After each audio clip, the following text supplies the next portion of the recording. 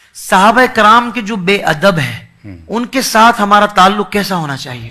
بسم اللہ الرحمن الرحیم۔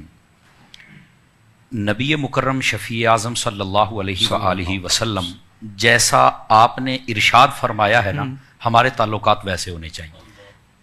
یہ بات میں اس لیے کر رہا ہوں، بسا اوقات ہم سمپلی بات کر دیں نا کہ ان سے تعلق نہیں رکھنا چاہیے، تو بسا اوقات کئی لوگ کہتے ہیں کہ جناب نہیں یار وہ بھی تو کلمہ پڑھتے ہیں، وہ بھی تو ایسے کرتے ہیں، تو نہیں یار اتنی سختی نہیں ہونی چاہیے۔ پنجابی ساڑی کے اندر ہاتھ ہوڑا رکھو، ہلکا ہاتھ رکھیں۔ تو میں نے کہا یار آپ یہ بات چھوڑیں، مولوی صاحب مجھے یہ بتائیں جیسے ہاتھ حضور نے رکھا ہے ویسے رکھ لیں؟ کیوں حضرت شاہ صاحب ویسے رکھ لیں؟ ہاں جی ویسے رکھ لیں۔ میں نے کہا بیٹا تو یہ بھی برداشت نہیں کر سکے گا۔ اللہ کہتا وہ کیسے؟ میں نے کہا سنیے حدیث پاک۔ نبی پاک صلی اللہ علیہ وسلم نے ارشاد فرمایا، وہی حدیث جو میں نے پہلے پڑھی تھی، متن اسی کے ساتھ ابتدائی ملتا ہے۔ ان اللہ اختارنی واختار لی اصحابی، اللہ نے میرا انتخاب فرمایا، پھر میرے صحابہ کا فرمایا، پھر نبی پاک علیہ السلام نے فرمایا سیجیء قوم، فرمایا ان قریب ایک قوم آئے گی، وہ کیا کریں گے؟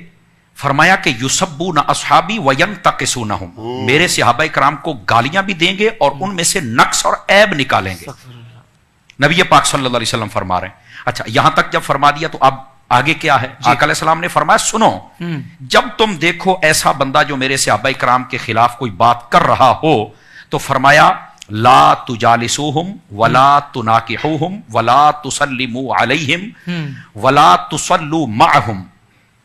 نبی پاک صلی اللہ علیہ وسلم نے ارشاد فرمایا جو میرے صحابہ کرام علیہم رضوان کا بے ادب اور گستاخ ہو، ان کے بارے میں کوئی ایسی نازیبہ بات کر رہا ہو، نہ ان کے ساتھ بیٹھنا ہے، نہ ان کے ساتھ رشتہ داری کرنی ہے، نہ رشتہ دینا ہے نہ لینا ہے، کیا بات، نہ روٹی کھانی ہے نہ ڈالنی ہے۔ میں کھلانی بھی کہہ سکتا تھا، یہ بھی کہہ سکتا تھا نہ روٹی کھانی ہے نہ ڈالنی ہے۔ اس سے بہتر ہے کسی کتے کو ڈال دو، کم از کم تمہیں بھونکے گا تو نہیں نا۔ کیا کہنے، تو نہ روٹی کھانی ہے نہ کھلانی ہے، نہ ان کے ساتھ نماز پڑھنی ہے نہ ان کے پیچھے پڑھنی ہے، مر جائیں تو ان پر نماز جنازہ نہیں پڑھنی ہے۔ ہمیں لوگ کہتے ہیں نہیں مرنے کے بعد تو یار کچھ نہ کہو نا، مرنے کے بعد، میں نے کہا مرنے کے بعد پھر اپنی ولدیت کی جگہ ابو جہل لکھ لینا، وہ بھی تو مر گیا ہے نا۔ اپنی ولدیت کی جگہ آپ یزید کا نام لکھو، مر ہی گیا ہے نا۔ شرم نہیں آتی ہے تم کو یار؟ بھائی جو کمینہ ہے وہ زندہ بھی کمینہ تھا، مرنے کے بعد بھی کمینہ ہے۔ اگر توبہ کر گیا تو ہمیں بتاؤ کہاں توبہ کر کے گیا ہے۔ تو نبی پاک صلی اللہ علیہ وسلم نے جیسے فرمایا ہے ویسے ان کے ساتھ ہم نے تعلق رکھنا ہے، اور آقا کریم علیہ السلام نے تو واضح کر دیا۔